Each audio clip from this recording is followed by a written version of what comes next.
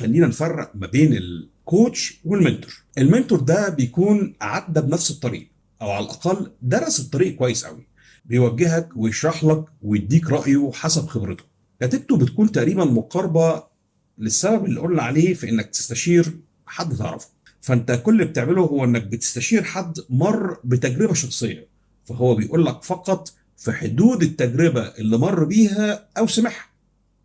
واحنا اتفقنا ان حياتك مش زي حياة اي حد تاني، مع اختلاف طبعا انك بتاخد رأي خبير. طيب هو ايه بقى الكوتش ده؟ الكوتش بيبقى مقارب للمنتور، بس هو الكوتش ما بيقولكش انت تعمل ايه، هو بيساعدك بنوع من انواع الاسئلة انك تكتشف ايه اللي يناسبك وعلى مقاسك.